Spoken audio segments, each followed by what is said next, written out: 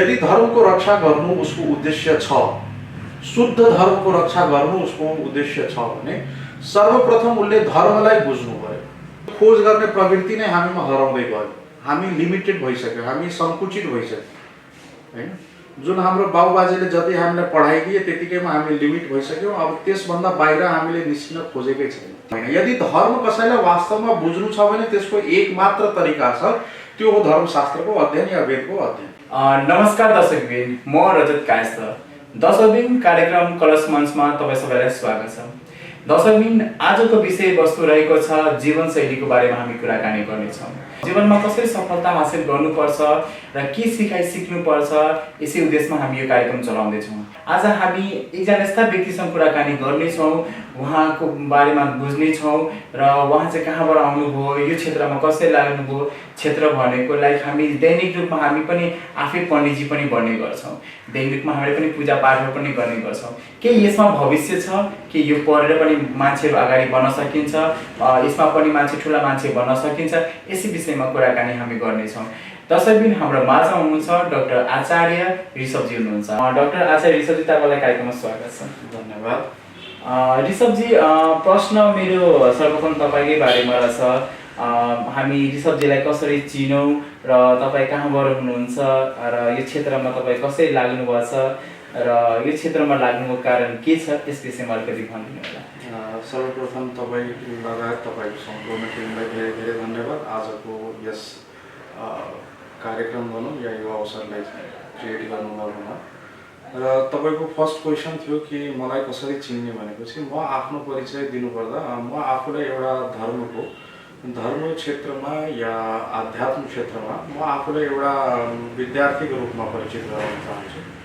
अब हुन त मेरो ब्याकग्राउन्ड मैले अलरेडी नै धर्मशास्त्रबाट यानि तपाईँको वैदिक साइन्स र एस्ट्रोलोजी यानि वैदिक विज्ञान र ज्योतिषशास्त्रमा मैले विद्यावारिधि अर्थात् पिएचडी कम्प्लिट गरिसकेको छु। तर पनि आज पनि मैले आफूलाई विद्यार्थी नै, त्यस क्षेत्रको विद्यार्थी नै ठान्छु र त्यस सम्बन्धित रिसर्चमा चाहिँ म आबद्ध छु। र त्यस लगायत एउटा सामान्य रूपमा यदि मेरो परिचय तपाईँले चाहनुहुन्छ भने एउटा ज्योतिषको रूपमा या एउटा पण्डितको रूपमा या एउटा आचार्यको रूपमा तपाईँले मलाई चिन्न सक्नुहुन्छ। ऋषभजी, तपाईँ भर्खर भन्नुभयो ज्योतिष, पण्डित र आचार्य तपाईँले भन्नुभयो कि यो क्षेत्रमा लागेर अहिलेको यो मोडर्न युगमा चाहिँ लागेर मान्छेले आफ्नो घाँस बाँस कपासलाई आफ्नो प्रदान गर्न सकिन्छ, रोजगार अवसर खोज्न सकिन्छ, के लाग्छ तपाईँलाई? निश्चित रूपमा गर्न सकिन्छ। सर्वप्रथम यो एउटा कुरा यस्तो हो कि यसलाई पहिला बुझ्नु पर्यो कि यो चाहिँ हो के हैन। पण्डित या ब्राह्मण एउटा कुनै जातिवाद होइन, एउटा यो जातीयताको कुरा होइन है, यो कर्म विशेष। जसरी हाम्रो शास्त्रमा मान्छेले एउटा दिग्भ्रम के छ भने कि शास्त्रले नै, हाम्रो वेदले नै जाति छुट्याइदियो, वर्ण छुट्याइदियो भन्ने होइन, उच्च नीच तल्लो माथिल्लो जात या छुवाछुतको भावना वेदले सृजना गर्यो भन्ने। तर वास्तविकता त्यो होइन। वेदले वर्ण त छुट्यायो तर जातीयताको आधारमा होइन, बल्कि कर्मको आधारमा। तपाईँको कर्म कस्तो छ, तपाईँको आचरण कस्तो छ, तपाईँको स्वभाव कस्तो छ, त्यसको आधारमा यो वर्ण व्यवस्थालाई वेदले सृजना गर्यो। अब जब शब्द ब्राह्मण या पण्डित आउँछ भने ब्राह्मणको अर्थ के हो भने जसले ब्रह्मलाई जानेको छ, जसले ब्रह्मलाई बुझेको छ, उही ब्राह्मण हो। त्यसो तपाईँ भर्खर भन्नुभयो जसले ब्रह्मलाई बुझेको थियो ब्राह्मण हो। तपाईँले पनि ब्रह्मलाई बुझ्नुभएका छन्, त्यो ब्रह्म तत्त्वलाई पनि बुझ्नुभएका छन्, तपाईँ पनि ब्राह्मण नै हुनुहुन्छ, के भन्नुहुन्छ? मैले बुझिसकेको छुइनँ र कोही यस्तो व्यक्ति पनि छैन। ब्रह्म त्यति सजिलो शब्द होइन कि जसलाई मान्छेले बुझिसक्छ। त्यो बुझ्नको लागि यस्तो मनुष्य जीवन 10वटा मनुष्य जीवन लिएर पनि त्यो साध्य छैन। तर बुझ्ने प्रयत्नमा छु, त्यो बाटोमा छु, बाटोमा हुनुहुन्छ। किनभने अब मैले बुझिसकेँ भन्ने बित्तिकै त्यो मेरोमा एउटा घमण्डको झल्काउँछ, एउटा अहम दर्शाउँछ हैन। त्यही भएर मैले बुझिसकेको छु चाहिँ म भन्दिनँ, तर बुझ्ने क्रममा छु, त्यसप्रति अनुसन्धान गर्ने क्रममा चाहिँ छु। अनुसन्धान गर्दै हुनुहुन्छ। हजुर। ऋषभजी, भर्खरको तपाईँ युवा हुनुहुन्छ र ज्योतिष शास्त्रमा लाग्नुभएका छन्, किन लाग्नु भएको? तपाईँ अरू पनि फिल्ड तपाईँ जान सक्नुहुन्थ्यो रोजगारीको लागि? सकिन्थ्यो। अब तर यसमा कस्तो भयो भने एक त मेरो पारिवारिक माहौल हैन, जसरी मैले बाल्यकालबाटै आफ्नो जबदेखि मलाई एउटा होस आयो बुझ्ने कुरा भयो त्यतिखेरैदेखि मेरो घरको माहौल भनौँ एउटा धार्मिक एउटा माहौल मैले पाएँ। त्यो माहौलबाट पनि म इन्फ्लुएन्स्ड भएँ। अर्को कुरा कि मेरो एउटा रुचि बच्चैदेखि पनि बच्चामा एउटा मान्छेहरूलाई हुन्छ नि खेल्ने कुद्ने स्पोर्ट्समा कोही केमा। अब हुन त हाम्रो समयमा इन्टरनेटको त्यति चलन थिएन, मोबाइलको चलन थिएन होइन, तर पनि त्यो समय पनि स्पोर्ट्सहरू हुन्थ्यो, घुमफिर गर्ने हुन्थ्यो, साथीहरूको हुल बनाएर कतै जाने, पिकनिक जाने, कतै घुम्ने कुराहरू हुन्थे त्यो समयमा पनि। तर त्यो समयमा पनि मलाई चाहिँ त्यो कुराहरूभन्दा पनि बरु कुनै ग्रन्थ भनौँ न सामान्य, चाहे त्यो हनुमान चालिसा किन नहोस्, चाहे त्यो दुर्गा सप्तशती किन नहोस्, त्यो बरु पढ्ने या कतै मेरो छेउछाउमा कतै कुनै त्यस्तो धार्मिक आयोजन भइरहेछ भने त्यहाँ गएर समय दिने, त्यस्तो सङ्घ संस्थासँग आबद्ध भएर काम गर्ने। म एउटा बाल्यकाल अवस्थामा मलाई लाग्छ कि म जब 2-3 क्लासमा पढिरहेको थिएँ त्यतिखेरदेखि म धार्मिक सङ्घ संस्थाहरूसँग आबद्ध भएर काम गर्दै आएको छु। र अब जसरी अब वेदहरूमा या शास्त्रमा कसरी रुचि गयो भने जसरी मेरो नानी जो हुनुहुन्थ्यो उहाँको दैनिकको एउटा रुटिन थियो कि उहाँले सधैँको पूजामा दुर्गा सप्तशतीको पाठ गर्नु नै हुन्थ्यो। र त्यो दुर्गा सप्तशतीको पाठ मैले सिकेको पनि आफ्नो नानीबाटै। नर्मली दसैँमा मात्रै गर्ने चलन छ, तर उहाँको दैनिकी कस्तो थियो भने उहाँले सधैँ गर्नुहुन्थ्यो र आजसम्म पनि उहाँले, अब उहाँको आज 80 एबभ उहाँको एज भइसकेको छ, तर पनि आजको समयमा पनि उहाँले समय सापेक्ष अनुसार उहाँले गर्दै हुनुहुन्छ। र उहाँबाट मैले त्यो खासमा भने उहाँले पढेको उच्चारणहरू सुन्दा सुन्दै र उहाँसँग त्यो आफ्नो मनको जिज्ञासा राख्दा राख्दै त्यो दुर्गा सप्तशती मैले सिकेँ। हनुमान चालिसा अब जसरी मेरै मम्मीले सधैँ पाठ गर्नुहुन्थ्यो, उहाँको सुन्दा सुन्दै उहाँसँग मैले त्यो सिकेँ। एउटा घरमा डेली पूजा कसरी गर्ने भनेको त्यो हाम्रो घरमा सधैँ पूजा गरेर मात्रै खाने चलन थियो, त्यो त्यहाँबाट सिक्दै बिस्तारै बिस्तारै आफ्नै समाजबाट ती कुराहरू मैले पहिला बेसिक लेभलको कुराहरू त्यो औपचारिक शिक्षा ग्रहण गर्नुभन्दा पहिल्यै नै मैले सिकिसकेको थिएँ। घरैबाट तपाईँले घरबाट तपाईँको प्रयास भयो, सिकाइ चाहिँ तपाईँको घरबाट पाउनु भयो र त्यसपछि त्यो सिकाइ बढ्दै जाँदाखेरि र आफ्नो एउटा उत्सुकता पनि ज्ञानको, अब पढाइको या ज्ञानको त कुनै लिमिटेसन हुँदैन, त्यो उत्सुकता चाहिँ ममा आज पनि छ कि कुनै नयाँ कुरा कसरी सिकौँ, कुनै नयाँ कुरा कहाँबाट कसलाई सङ्गत गरेर कोसँग बसेर त्यो सिक्न सकिन्छ या कुन किताब किनेर हुन्छ त्यो बानी चाहिँ मेरो आजसम्म पनि छ। आज एउटा लेभलमा पुगिसक्दा पनि त्यो बानी चाहिँ आज पनि। ऋषभ जी तपाईँ वीरगञ्जबाट हुनुहुन्छ, वीरगञ्जबाट त्यसपछि तपाईँको शिक्षा कहाँबाट तपाईँ लिनुभयो? मैले बेसिक स्कुलिङ तपाईँको वीरगञ्जबाटै समाप्त गरेँ। तपाईँको त्यसपछि भारतको बनारसबाट मैले यो धर्मशास्त्रको सम्बन्धित ज्ञान चाहिँ मैले त्यहाँबाट कम्प्लिट गरेँ। यो चाहिँ धर्मशास्त्र पढ्नै पर्छ? पढ्नै पर्छ नि, कुनै पढ्नु पर्छ। अब किन पढ्नुपर्छ भन्ने कुरा, अब जसरी मानौँ कि अब हामीले समाजमा अब बिमारी छ, रोग लाग्छ कसैलाई, अब त्यो रोग निको पार्न हामी डक्टरकोमा जान्छौँ है। अब त्यो डक्टरकोमा जाँदा अब त्यो डक्टर कहाँबाट आउँछ भनेपछि त अब डक्टर कसरी हुन्छ भनेपछि त डक्टरले पढ्नु पऱ्यो, मेडिकल साइन्सहरूलाई पढ्नु पऱ्यो। मेडिकल साइन्सहरू जस्तै छ यो पनि शास्त्र। हजुर, यो शास्त्र सबभन्दा पहिलो कुरा त एउटा हिन्दू भएर, एउटा सनातनी भएर जन्मिसकेपछि आफ्नो धर्म र आफ्नो संस्कृति, आफ्नो सभ्यता, आफ्नो परम्पराको बारेमा जान्नु यो हाम्रो मौलिक कर्तव्य हो है। अर्को कुरा कि एउटा मानव भएर जन्मिसकेपछि मानवता ल्याउने काम पनि हामीले ती शास्त्रहरूले नै हामीलाई सिकाउँछ। जसरी एउटा सानो उदाहरण म दिन चाहन्छु। आजको समयमा साक्षरता त बढ्यो, लिट्रेसी रेट त बढ्यो पहिलेको समयमा, तर आजभन्दा धेरै पहिला पनि नजाउँ, आजभन्दा 100 वर्ष पछाडि हामी जाउँ, त्यतिखेर लिट्रेसी रेट एकदमै न्यून थियो, मिनिमम थियो। तर त्यो समयमा तपाईँले कतिवटा रेप केसको चर्चा सुन्नुभयो, कतिवटा हिंसाको केस तपाईँले त्यो समयमा सुन्नुभयो। र आजको समयमा, आजको परिप्रेक्ष्यमा लिट्रेसी त हाई छ, तर पनि दिनानुदिन यस्ता अप्रिय घटनाहरू हाम्रो समाजमा घटिरहेछ। त मेरो भन्नुको तात्पर्य के छ भने अहिले हाम्रो शिक्षा पद्धति कस्तो भइसक्यो भने हामी शिक्षित त छौँ, तर पाश्चात्य विधिबाट, पाश्चात्यकरणले वेस्टर्नाइज्ड वेबाट हाम्रो शिक्षा पद्धति ढलिसकेको छ। अर्को कुरा कि हाम्रो एजुकेसन सिस्टम सर्टिफिकेटसम्ममा लिमिट भइसकेको छ। सर्टिफिकेटमा कसरी राम्रो ग्रेड आउँछ त्यतिसम्म मात्रै हाम्रो शिक्षा पद्धति लिमिटेड भइसकेको छ। न आजको शिक्षा पद्धतिमा नैतिकता छ, न मौलिकता छ, न धर्म संस्कृतिको कुरा छ। भर्खर तपाईँले भन्नुभयो यो धर्म संस्कृतिको कुरा। अहिले धेरै युवाहरू पनि जागरुक भएका छन्। तराईमा अहिले हेरौँ जनकपुर धाममा पनि रामनवमी, महावीर जयन्ती, वीरगञ्जमा पनि रामनवमी, महावीर जयन्ती मनाएका थिए। युवाहरू जागरुक भएका छन्, तर त्यो युवाहरू जागरुक भएर कतै अहिंसाको बाटो लागेको लाग्दैन तपाईँलाई? तपाईँ एउटा ज्योतिषशास्त्र व्यक्ति हुनुहुन्छ, शास्त्र गर्ने व्यक्ति हुनुहुन्छ, त्यो युवाहरूलाई तपाईँले कसरी हेर्नुहुन्छ? तपाईँको नजरिया के छ? गलत इन्टरप्रेट भइरहेछ। गलत कसरी इन्टरप्रेट भइरहेछ? जसरी आजको समयमा विभिन्न धार्मिक सङ्घ सङ्गठनहरू धर्मको रक्षा गर्ने उद्देश्यले स्थापना त भए, तर उहाँहरूले अपनाएको बाटो चाहिँ मेरो नजरियामा, मेरो व्यक्तिगत नजरियामा गलत छ। ठिक छ, अब तपाईँ एउटा हिन्दू भएर जन्मिनु भयो, तपाईँको परम कर्तव्य हो धर्मको रक्षा गर्ने, तर धर्मको रक्षा गर्नलाई हिंसा गर्नु या हिंसा जन्य कुनै पनि कार्य गर्नु यो बिल्कुलै गलत हो। जसरी रामनवमीकै कुरा गर्नुभयो, हनुमान जयन्तीकै कुरा गर्नु, विभिन्न ठाउँमा मैले पनि सोसियल मिडियाहरूमा हेरेँ, अब तलवारको प्रदर्शन गर्नु, अन्य हात हतियारको प्रदर्शन गर्ने। हिन्दूमा अधिकांश तलवार लिएर नै अगाडि आएका हुन्छन्, शास्त्रमा लेखिएको छ।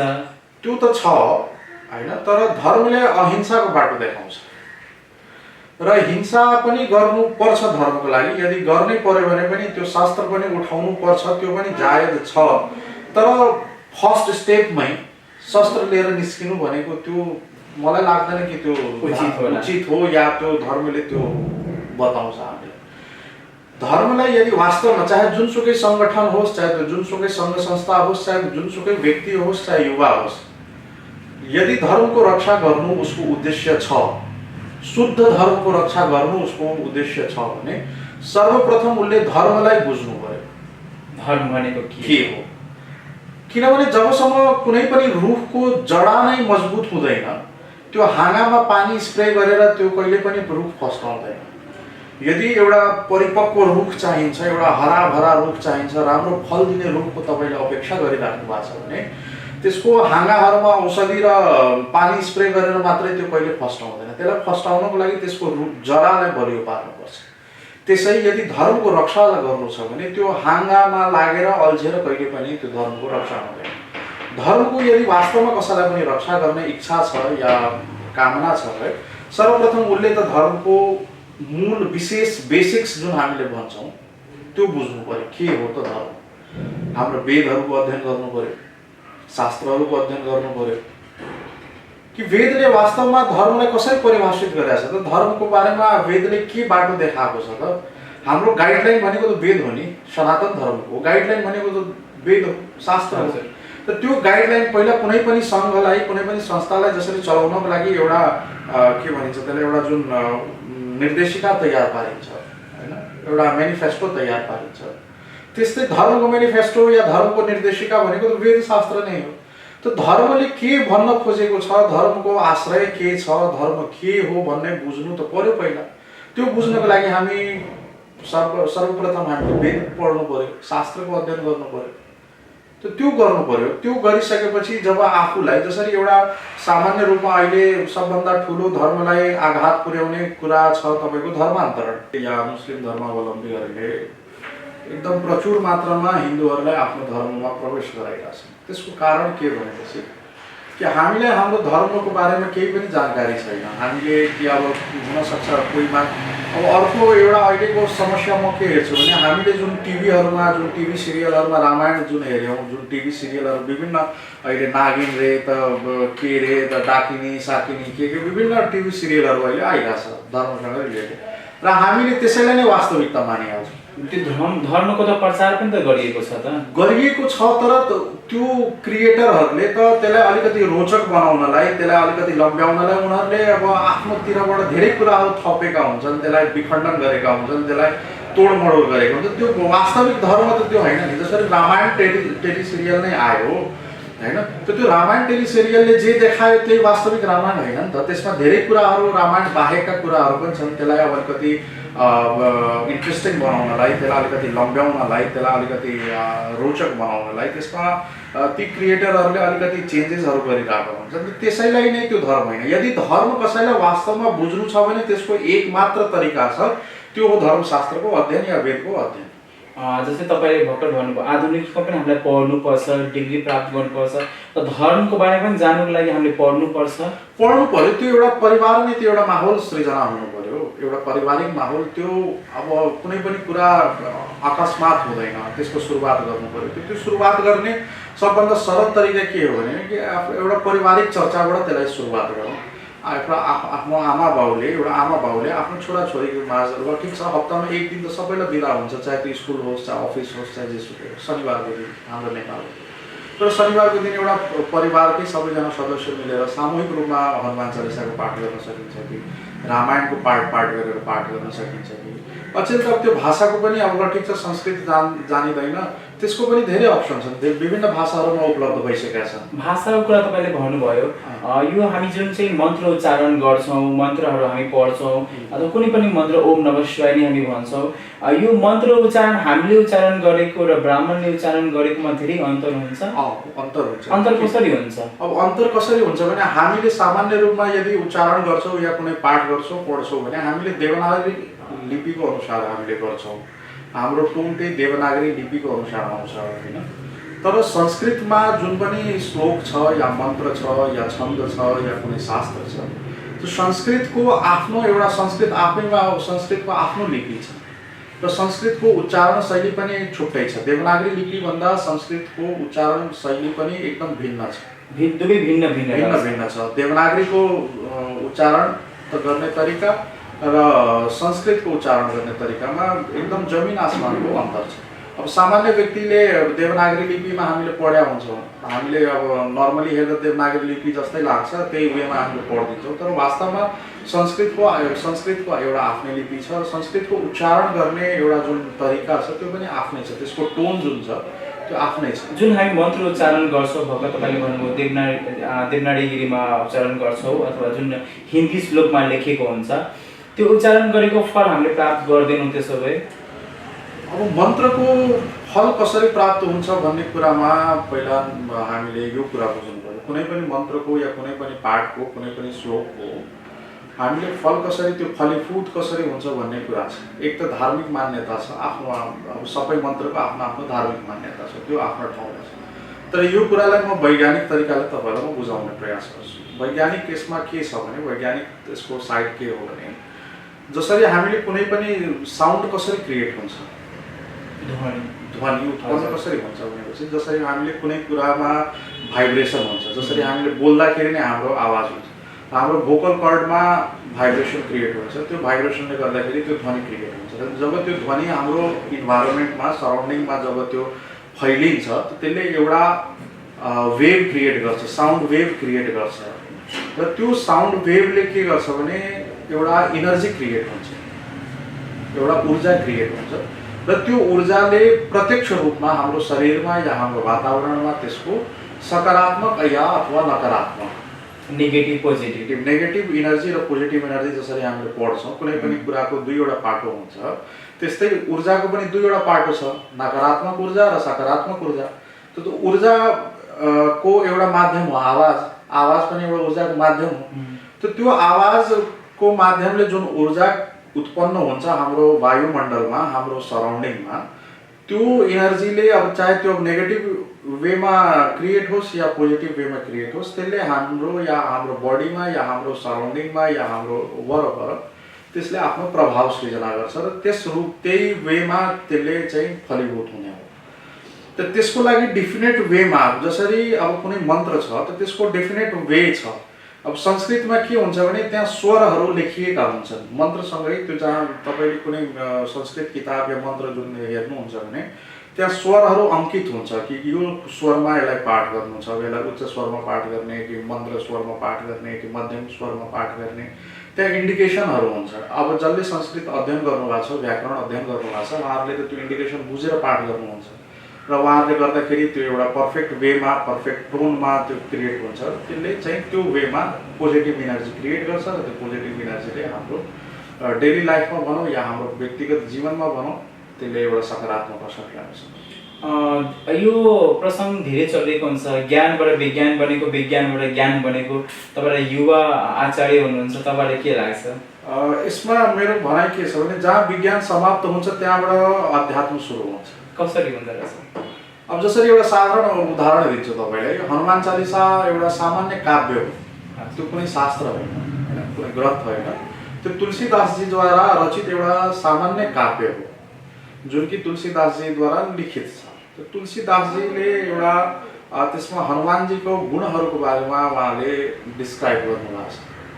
त्यसमा पनि अब हाम्रो बानी के छ भने रटन्त विद्याको बानी छ। हामीलाई हनुमान चालिसा धेरैलाई कण्ठस्थ त छ, तर त्यसको अर्थ के भन्ने कण्ठस्थ मलाई पनि छ हैन, तर अर्थ के तपाईलाई नै सोध्नु भने पनि थाहा छैन। तर तुलसीदासजीले धेरै ठुलो विज्ञानको एउटा सूत्र त्यहाँ बताउनु भएको छ जुन कि आधुनिक विज्ञानले धेरै भएको छैन, भर्खरै त्यो कुराको खोज गरेर भर्खरै पनि धेरै पनि भएको छैन, धेरैभन्दा धेरै 100-200 वर्ष पहिले आधुनिक विज्ञानले त्यसलाई कन्फर्म गर्यो। तर तुलसीदासजीले त्यो परापूर्व कालमै जतिखेर त्यो हनुमान चालिसाको रचना भयो त्यतिखेर उहाँले त्यो भनिदिनु भएको छ। हनुमान चालिसामा एउटा आउँछ, भर्स आउँछ, युग सहस्त्र योजन पर भानु लिलियो ताही मधुर फल जानु। यसमा हाम्रो युनिभर्सको धेरै ठुलो सिक्रेट राज छ। युग सहस्त्र योजन पर भानु, त्यो युग सहस्त्र र यो योजन भनेको यो तीनवटा जुन शब्द छ यो वैदिक म्याथमेटिक्सको युनिटहरू हो। त त्यहाँ तुलसीदासजीले के भन्न खोज्दै हुनुहुन्छ भने युग सहस्त्र योजन पर भानु मतलब युग सहस्त्र योजन टाढा रहेको सूर्य यानी भानुलाई हनुमानले मधुर फल एउटा गुलियो फल सम्झेर खानुभयो। त हनुमानजी कहाँ हुनुहुन्थ्यो? पृथ्वीमा। सूर्य त आफ्नो जहाँ छ परापूर्व त्यो जबदेखि सृष्टिको रचना भयो त्यो सूर्य त त्यहीँको त्यहीँ छ, तर हनुमानजी कहाँ हुनुहुन्थ्यो? त पृथ्वीमा हुनुहुन्थ्यो। त हनुमानजीले कहाँदेखि कहाँको छलाङ लगाउनु भयो? त पृथ्वीदेखि सूर्यसम्मको। त त्यही डिस्टेन्सलाई तुलसीदासजीले डिस्क्राइब गर्नुभएको छ कि युग सहस्त्र योजन पर भानु लिलियो ताही मधुर फल जानु। यानी सूर्य र पृथ्वीको दूरीलाई उहाँले डिस्क्राइब गर्नुभएको छ। अब जसरी युगको भ्यालु छ, तपाईँले युग सहस्त्र योजनको भ्यालु, अब योजनमा तपाईँलाई 1 योजनमा 8 मिल हुन्छ, सहस्त्र भने 1000 हुन्छ। अब त्यस्तै यी भ्यालुहरूलाई राखेर तपाईँले म्याथमेटिकल क्यालकुलेसन गर्नुहुन्छ भने एक्ज्याक्टली जुन आजको मोडर्न साइन्सले जुन सन र अर्थको डिस्टेन्स फाइन्ड आउट गरेछ त्यो सेम म्याच हुन्छ। तुलसीदासजी त साइन्टिस्ट पनि हुनुहुन्थेन, उहाँसँग कुनै त्यस्तो उपकरण पनि थिएन हैन, तर पनि उहाँले त्यो एउटा अनुमान गरेर त्यही समयमा जुन समयमा हनुमान चालिसाको उहाँले रचना गर्नुभयो त्यही समयमा सूर्य र पृथ्वीको दूरी उहाँले एउटा सामान्य काव्यमा उहाँले डिस्क्राइब गरिदिनु भएको छ। अहिलेको जुन मोडर्न युगमा साइन्टिस्टहरू नयाँ नयाँ कुरा डिस्कभर गरेका हुन्छन्, फाइन्ड गरेका हुन्छन्, हाम्रो त्यो धर्मशास्त्रहरूमा पहिलेदेखि नै उल्लेख रहेको छ। हाम्रो जुन आचार्य हुनुहुन्छ या महान ऋषि मुनि हुनुहुन्छ उहाँले पहिलेदेखि नै त्यो कुरा उल्लेख गर्नुभएका छन्। ती आधारमा हामी अहिले पनि किन पछाडि छौँ? हामीले अध्ययन गरेकै छैनौँ त, हामीले अध्ययन गर्न बन्द गरिसक्यौँ। त्यो ऋषि परम्परा छैन आजको समयमा। आजको जो आचार्यहरू हुनुहुन्छ या ऋषि मुनिहरू, अब ऋषि त छँदै छैन भनौँ, भन्दा नै हुन्छ, साधु सन्तहरू हुनुहुन्छ, त उहाँहरू भण्डारा खाँदैमा आफ्नो सम्पत्ति बढाउँदैमा उहाँहरूलाई फुर्सद छैन, उहाँहरूले त्यो शोध गर्ने भावना छैन, उहाँहरूमा रिसर्च गर्ने त्यो प्रवृत्ति छैन। ऋषि मुनि भनेको मिन्स रिसर्च गर्नुपर्छ, पढ्नुपर्छ। ऋषि भनेको अब ऋषिलाई तपाईँले सामान्य भाषामा डिस्क्राइब गर्ने भने तपाईँले साइन्टिस्ट भन्दा नै हुन्छ। आजको सामान्य भाषामा यदि ऋषिलाई डिस्क्राइब गर्ने भने साइन्टिस्ट भन्दा हुन्छ। त्यो धर्मको शास्त्रको बारेमा या धर्मशास्त्रमा या हाम्रो जुन वेद छ, शास्त्र छ, उपनिषदहरू छ हैन, त्यो अब हामीले अध्ययन गर्ने बानी नै हामीमा छैन, त्यो खोज गर्ने प्रवृत्ति नै हामीमा हराउँदै गयो। हामी लिमिटेड भइसक्यो, हामी सङ्कुचित भइसक्यो हैन। जुन हाम्रो बाबुबाजेले जति हामीलाई पढाइदिए त्यतिकैमा हामी लिमिट भइसक्यौँ। अब त्यसभन्दा बाहिर हामीले निस्किन खोजेकै छैन, त्योभन्दा बढी ज्ञान आर्जन गर्न हामी प्रयासै गरेका छैनौँ। त्यो प्रयास गर्नु पर्यो नि। हुन त कुनै पनि विज्ञानले कुनै पनि नयाँ कुराको इन्भेन्सन गरेका छैन, जे जति पहिला थियो त्यही कुरालाई उनीहरूले रिभाइज मात्रै गरिदियो। जसरी आजको मोडर्न मेडिकल साइन्सले कस्मेटिक सर्जरी प्लास्टिक सर्जरीको कुरा गर्छ, त त्यो प्लास्टिक सर्जरी इन्भेन्ट भएको मलाई लाग्छ मेडिकल साइन्समा धेरै भएको छैन होला, भर्खरको कुरा हो। तर महादेवले भगवान गणेशलाई त त्यही समयमा प्लास्टिक सर्जरी त त्यसलाई अब आजको भाषामा तर प्लास्टिक सर्जरी त भन्नुपर्छ कि मान्छेको टाउको काटिसकेपछि हात्तीको टाउकोलाई फेरि स्थापना गर्नु भनेको त्यो समयकोमा अहिलेको समयमा त्यो कुरालाई इन्सिडेन्टलाई भन्यो भने त्यसलाई एउटा प्लास्टिक सर्जरी नै भन्न सकिन्छ नि। त्यो कहाँ नयाँ इन्भेन्सन कसरी भयो? जसरी अहिले हामीले एरोप्लेनको कुरा गर्छौँ, विमानको कुरा गर्छौँ, त्यतिखेर पनि त पुष्पक विमान लगायत अन्य हरेक देवी देवताको अन्य विमानहरू थियो नि त। जसरी अब जनकपुरमा छौँ हामी, यहीँको कन्टेक्स्टको कुरा गरौँ, रामायणकै कुरा गरौँ, रामायणमा पनि त रावणले सीता मातालाई हरण गरेर विमानमै त लगेको थियो नि। त्यस्ता त्यो कसरी नयाँ खोज भयो? त्यो त अलरेडी छँदै थियो नि। त्यो ऋषि मुनिले त्यतिखेरै त्यसको इन्भेन्सन गरिसकेका थिए। त्यसलाई बस त्यसमा केही रिभिजन गरेर त्यसलाई अहिले एउटा मोडर्न लुक दिएर त्यसलाई प्रेजेन्ट मात्रै गरिदिएको, त्यसलाई नयाँ खोज भन्नै मिल्दैन। भर्खर तपाईँले भन्नुभयो लुकको कुरा गर्नुभयो। हामी धेरै जस्तो साधुजनलाई हामी तिलक लगाएको देख्छौँ, चन्दन लगाएको देख्छौँ, गेरुवा वस्त्र धारण गरेका देख्छौँ। साधु सन्तको पनि रङ हुन्छ, गेरुवा वस्त्र धारण गर्नु नै पर्छ। तपाईँ युवा आचार्य हुन्छ, तपाईँलाई के लाग्छ? अब यस्तो जसरी यसमा एउटा कुरा के बुझ्नु छ भने कुनै मान्छेको वेश मतलब उसको फिजिकल अटायरले उसलाई साधु भन्न सकिँदैन। गेरुवा वस्त्र लाउँदैमा या धोती कुर्ता लाउँदैमा साधु भइँदैन। त्यसको लागि ठिक छ, साधुको लागि त्यो एउटा छ। अब हाम्रो पारम्परिक पोसाक भनेकै धोती हो। धोतीमा पनि धोती भन्दा पनि नसिलाएको लुगा, जुनमा सिलाइ गरेको छैन। अब हाम्रो ऋषि मुनिले लाउने लुगा भनेको त्यही हो, कटी वस्त्र जसलाई भनिन्छ, जसमा कुनै पनि प्रकारको सिलाइ गरिएको छैन। अहिलेको युगमा त्यस्तो पाउँदैन होइन। अब त्यसलाई अलिकति मोडर्नाइज भइसक्यो। अब हामी कुर्ता लाउन थाल्यौँ होइन, धोती लाउन थाल्यौँ। धोती त त्यही कटी वस्त्र नै भइहाल्यो। तर त्यो धोती लाउँदैमा या तिलक त्रिपुण्ड लाउँदैमा पनि साधु साधुको लागि अब त्यो त्रिपुण्ड र त्यो धोती या लङ्गोट त्यो एउटा पहिचान त हो, तर त्यति मात्रैले पनि साधु हो भनेर कन्सिडर गर्न सकिँदैन। साधुको अन्य गुणहरू छ, अन्य क्यारेक्टरहरू छ, त्यो पनि हुनु पर्यो। त्यो पहिरनले मात्रै कोही साधु हो? अब पहिरनले म अहिले जिन्स लगाएर आएको छु, अब होइन यो अब त्यो धार्मिक मान्छे हुन त म यतिकै पनि साधु होइन, तर त्यो धार्मिक मान्छे हो भन्न मिल्दैन। कसैको वेशले कसैको पहिचान कायम गर्दैन। पहिचान कायम गर्नु छ भने तपाईँ आफ्नो क्यारेक्टरले, तपाईँ आफ्नो कामले, तपाईँ आफ्नो कर्तव्यले, तपाईँ आफ्नो कर्तव्य कतिसम्मको कर्तव्यनिष्ठ हुनुहुन्छ, तपाईँ आफ्नो काममा कतिसम्मको इमान्दार हुनुहुन्छ, तपाईँ जुन पेसामा आबद्ध हुनुहुन्छ। म जसरी धर्ममा आबद्ध छु होइन, ज्योतिषमा आबद्ध छु, म तन्त्रमा आबद्ध छु, म आफ्नो पेसामा कतिसम्मको कर्तव्यनिष्ठ छु, त्यसले चाहिँ मेरो पहिचान बनाउने।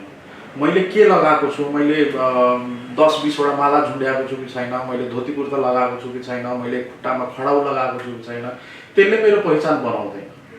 आज म यो सर्ट प्यान्ट लगाएर आउँदा पनि तपाईँले मलाई चिन्नुहुन्छ कि आचार्य ऋषभ नै हो, र भोलिपल्ट यदि त्यस्तै समय आइदियो र म नाङ्गै पनि रोडमा छु र चिन्नेले मलाई चिन्छ कि यो आचार्य ऋषभ नै हो, त्यसको लागि मैले धोती कुर्ता लाउनै पर्दैन, मैले 50वटा माला झुन्ड्याउनै पर्दैन, मैले खडाउ लगाएर त्यो हाम्रो पारम्परिक वेश हो, त्यो लाउनु पर्छ। मैले त्यसको विरोध गरेँ होइन, समय परिस्थिति अनुकूल होइन, अब त्यो लाउनै पर्छ। अब आज हुन त यो जिन्स लाउनु हाम्रो सभ्यता संस्कृति होइन। अब हामीले सुविधाको अनुरूप अब हामीले लाउन थाल्यौँ होइन, तर यो त हाम्रो संस्कार र सभ्यतामा पर्दैन। संस्कार र सभ्यतामा मैले भने नै कि हुन त शास्त्रले भनेको छ कटी वस्त्र भनेको नसिलाएको लुगा, त्यो लगाएर हिँड्ने आजको समय छैन, सकिँदैन पनि हामीले। र अब त्यसमा चाहिँ पनि अलिकति त्यसमा पनि मोडर्नाइज भएर धोती कुर्ता आयो। अब धोती कुर्ता पनि छ, लाउने मान्छे आज पनि हुनुहुन्छ, लगाइराख्नु भएको छ। भर्खर तपाईँले भन्नुभयो तपाईँ तन्त्र पनि जान्नुहुन्छ, ज्योतिषशास्त्र पनि जान्नुहुन्छ, तर तपाईँमा र हामी जस्तै एउटा आम मान्छेमा फरक धेरै देखिन्छ, किन हामी त पढेका हुँदैनौँ। अनि हामी जस्ता आम मान्छेले जीवनमा खुसी रहन, सफलता पाउन के गर्नुपर्छ? हेर्नुहोस्, सामान्यतः जीवनमा खुसी पाउनको लागि सर्वप्रथम यो बुझ्नु पर्यो। अब यो हुन त धेरै लामो विषय तपाईँले सोधिदिनु भयो, तर यसलाई म छोटकरीमा भन्छु। हरेक मनुष्यको जन्म भइसकेपछि उसको टाउकोमा 3वटा रिङ हुन्छ। मनुष्य ऋण, पितृ ऋण र देव ऋण है। र हरेक मनुष्यलाई शास्त्रले 5 वटा यज्ञ गर्नु भनेर निर्देश गरेको छ। अब त्यो 5 वटा यज्ञमा पितृ यज्ञ, ब्रह्म यज्ञ, देव यज्ञ यस लगायत 5 वटा यज्ञहरू छ।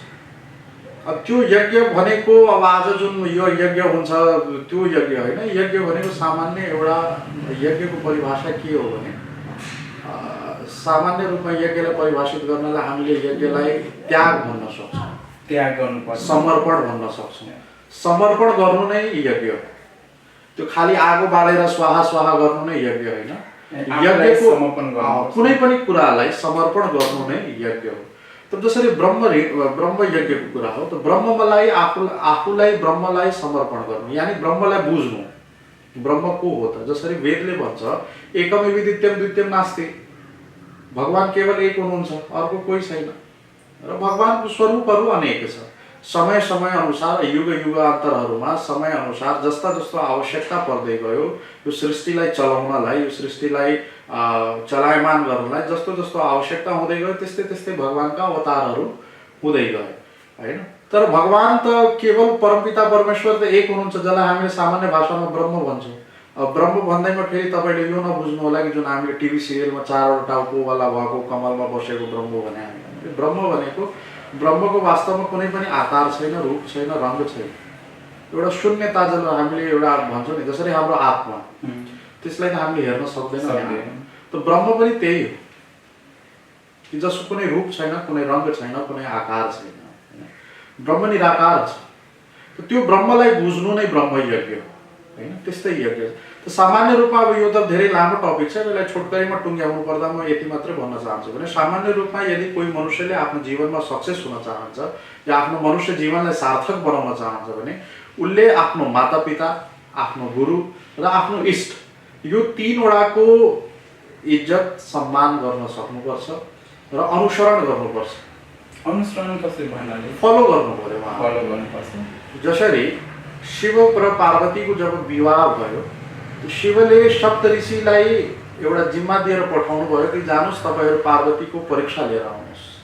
त परीक्षा के लिनुस् कि भने ऊ वास्तवमा म प्रति कतिको उसको भावना छ कि ऊ प्रेसरमा आएर मसँग बिहे गरिरहेछ, समर्पण कति गरिदिएको हुन्छ हैन कि ऊ कसैको प्रेसरमा आएर मसँग विवाह गर्न रेडी भएको हो, यो कुराको परीक्षा लिन तपाईहरु जानुस् भनेर सप्तऋषिलाई उहाँले पठाउनुहुन्छ। सप्तऋषि जानुहुन्छ पार्वतीलाई भेट्न।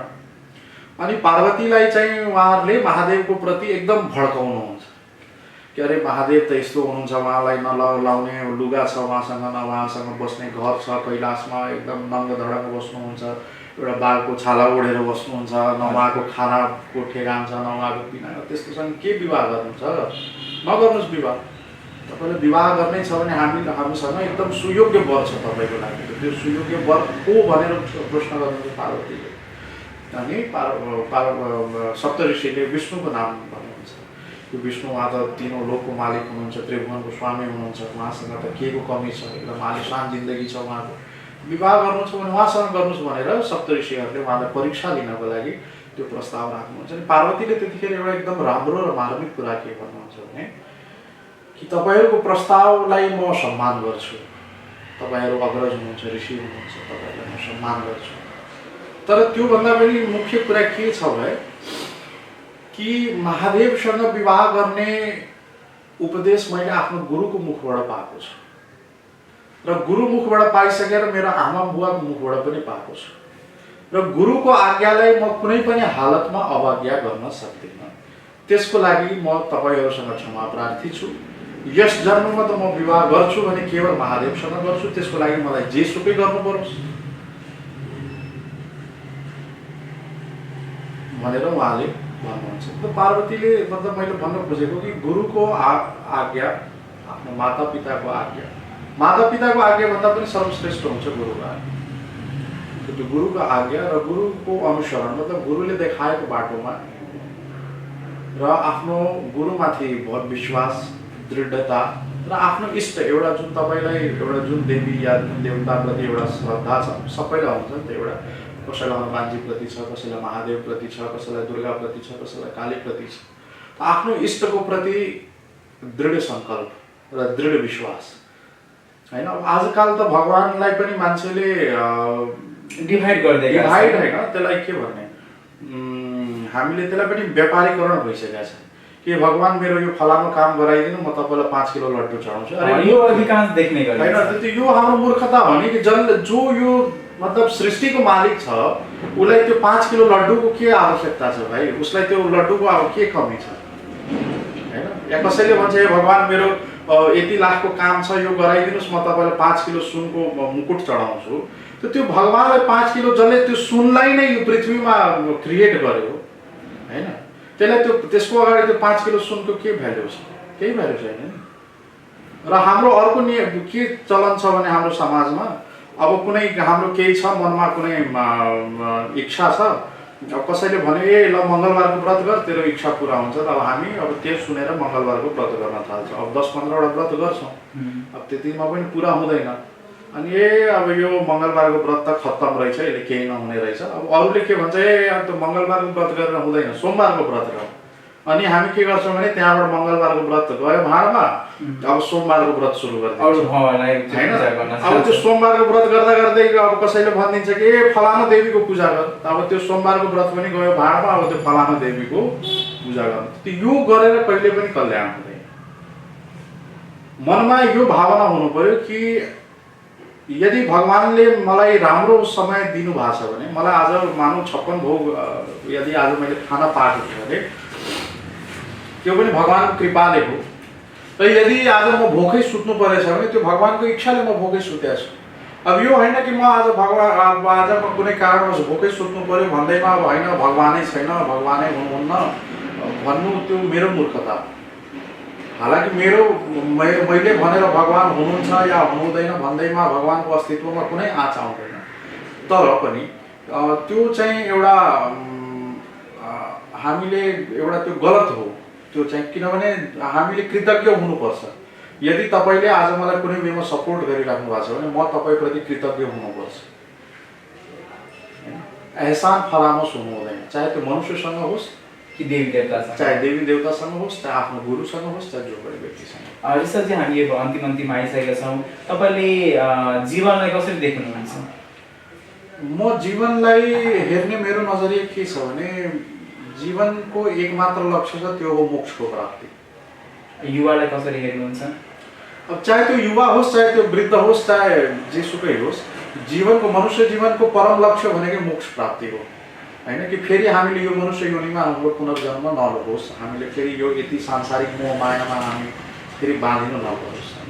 त युवा अवस्था भनेको मनुष्य जीवनमा युवा अवस्था भनेको एकदम मेजर पार्ट हो। किनभने युवा अवस्था यदि तपाईँको राम्ररी बित्यो होइन, संस्कारमा तपाईँले त्यतिखेर राम्रो संस्कार पाउनुभयो, राम्रो शिक्षा दीक्षा पाउनुभयो भने तपाईँको त्यसपछिको समय पनि राम्रै हुन्छ। र यही अवस्थामा यदि तपाईँ कुसङ्गतमा कुलतमा परिहाल्नुभयो भने तपाईँको बाँकीको समय पनि कुलत र कुसङ्गतमै बित्छ। र अन्ततः तपाईँले त्यो जुन तपाईँको परम लक्ष्य मैले जुन भने नि मोक्ष, अब हुन त यसलाई धेरै लामो टपिक छ, त्यसलाई छोटकरीमा यसलाई मोक्ष भनेर मैले तपाईँलाई सम्बोधन गर्दैछु। त्यो मोक्ष प्राप्त गर्न सक्नु हुँदैन र तपाईँ बारम्बार फेरि यही जीवन र मृत्युको चक्रमा अल्झेर बसिराख्नुपर्छ। मायाले कसरी हेर्नुहुन्छ प्रेमलाई? प्रेम त्यही हो, मोक्षको एउटा आधार हो, बाटो। र धर्मलाई कसरी हेर्नुहुन्छ? धर्मलाई म कर्तव्य बुझ्छु। अरू धर्मलाई कसरी हेर्नुहुन्छ? धर्म केवल एक मात्र छ पृथ्वीमा, धर्म एक मात्र छ, त्यो हो सनातन धर्म। हिन्दू धर्म पनि होइन है, पहिला यो पनि बुझ्नु होला तपाईँले, यो कुरा पनि स्पष्ट म पार्न चाहन्छु। यस सृष्टिमा धर्म एक मात्र छ, त्यो हो सनातन धर्म। त्यस बाहेकका जति पनि अहिले नयाँ उत्पत्ति हुँदैछ र केही उत्पत्ति भइसके, यी धर्म होइन, यिनीहरूलाई सम्प्रदाय भन्दा हुन्छ। सम्प्रदाय अब जसरी मानौ कि इसाईयतको कुरा गरौँ भने हामी अहिले भर्खर 2000 इस्वीसम्म 2023 चल्दैछ होइन। त मतलब 2024 वर्ष पहिलेको कुरा गर्ने भने त्यसपछि को थियो त?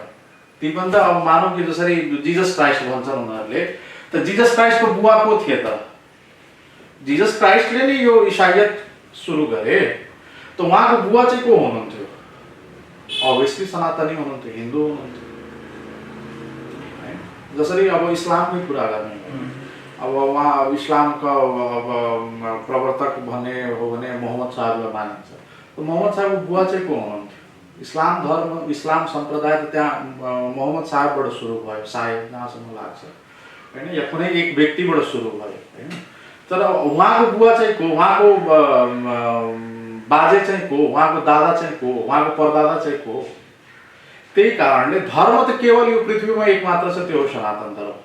बाँकी जो पनि अब इसाईयत होस् या इस्लाम होस् या सिख होस् या बौद्धिस्ट हो, यिनीहरू भनेको एक सम्प्रदाय हो, यिनीहरू धर्म होइन। हाम्रो दर्शकहरूलाई के भन्न चाहनुहुन्छ अहिलेको जुन युग चलिरहेको छ,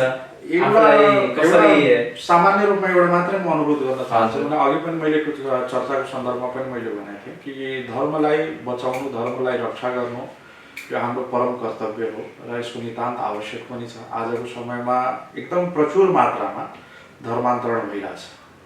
यसलाई रोक्नु नै सबभन्दा ठुलो यज्ञ र सबभन्दा ठुलो तपस्या भनेको अहिलेको लागि, हाम्रो लागि, अहिलेको जेनेरेसनको लागि धर्मान्तरणलाई रोक्नु हो। र त्यो धर्मान्तरणलाई रोक्ने सबभन्दा पहिलो प्रयास के गर्नु पर्यो भने हामीले आफ्नो वेद र शास्त्रको अध्ययन गर्नु पर्यो। र त्यो अध्ययन कहाँबाट गर्नु पर्यो भने त्यसको बानी हामीले आफ्नो घरबाट सुरुवात गर्नु पर्यो। जसरी मैले भने कि हप्तामा एक दिन सबैलाई छुट्टी हुन्छ नि, शनिबार, या हप्तामा एक दिन नभए पनि महिनामा एक दिनै सकियो एउटा कुनै समय निश्चित गरेर सपरिवार अब हनुमान चालिसाको पाठ गर्न सकिन्छ कि रामायणको पाठमा पाठ गर्न सकिन्छ कि, र त्यो पाठ गरेर अब त विभिन्न भाषाहरूमा उपलब्ध छ तर त्यसको अर्थसहित होइन, या गीताको पाठ गर्न सकिन्छ कि, त्यो यो बानी हामीले बसाल्नु पर्यो। र बाल्य अवस्थादेखि नै एउटा बच्चा जन्मिसकेपछिदेखि नै उसलाई हामीले मोबाइल फोन र विभिन्न भिडियो र युट्युब देखाउनुभन्दा बरु उसलाई उसको छेउमा उसलाई उसको सानिध्यमा बसेर हामीले गीताको पाठ गर्न सकिन्छ, रामायणको, या उसलाई एउटा सामान्य गायत्री मन्त्रको कण्ठस्थ गराउन सकिन्छ। उसलाई गायत्री मन्त्र जब कण्ठस्थ भयो भने त्यो मनुष्यको एउटा नेचर हो कि जब तपाईँले एउटा कुनै विषयमा तपाईँले प्रवेश गर्नुहुन्छ र केही जानकारी पाउनुहुन्छ, तपाईँलाई आपसे आप त्यसमा अझै जान्ने एउटा उत्सुकता क्रिएट हुन्छ। जसरी तपाईँ पत्रकार हुनुहुन्छ, अब तपाईँलाई पत्रकारिताको एउटा मानौँ न तपाईँसँग एउटा बेसिक नलेज आयो भनेपछि त तपाईँसँग आपसे आप तपाईँमा त्यो भावना हुन्छ कि म यसमा अझै जानौँ, यसमा अझै म सिकौँ, अध्ययन गरौँ, यसमा अझै अध्ययन गरौँ, खोज गरौँ, अनुसन्धान गरौँ। तर त्यसको लागि तपाईँले एउटा बिजा रोपण त गर्नु पर्यो, एउटा बिउ त रोप्नु पर्यो। त्यो बिउ रोप्ने काम नै हुन्छ के भने कि त्यो धर्म र शास्त्रका जुन सामान्य ग्रन्थहरू छन्, जसरी रामायण भयो, गीता भयो, हनुमान चालिसा भयो होइन, यी कुराहरूको घरमा एउटा पाठ गर्ने सामूहिक होइन, सामूहिक हप्तामा 10 दिनमा 15 दिनमा या महिनामा एक दिन बसेर हामीले हवन गर्ने होइन।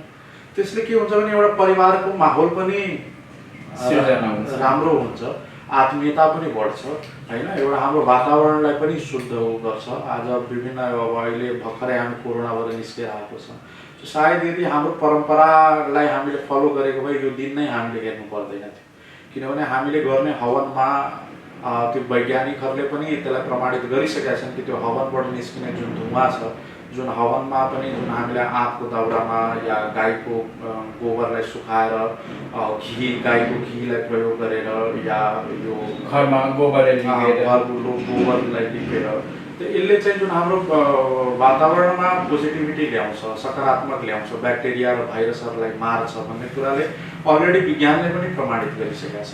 सो यो यदि हामीले एउटा साप्ताहिक रूपमा एउटा या मासिक रूपमा एउटा हामीले चलन बसाउनु पर्यो कि हामी सपरिवार बसेर हामीले अब ठिक छ हामीलाई धेरै वेद मन्त्र आउँदैन, हामीले गायत्री मन्त्र नै पढेर 5 चोटि 7 चोटि सबैजना मिलेर सामूहिक रूपमा आहुति गरौँ, हवन गरौँ। त्यसले एउटा हाम्रो घरको वातावरणलाई पनि शुद्ध गर्छ, एउटा राम्रो हाम्रो सन्ततिमा राम्रो संस्कार पनि जान्छ र स्वास्थ्यको दृष्टिकोणले पनि र यो प्रकृतिलाई बचाउने उद्देश्यमा पनि हाम्रो एउटा सानो मद्दत हुन जान्छ।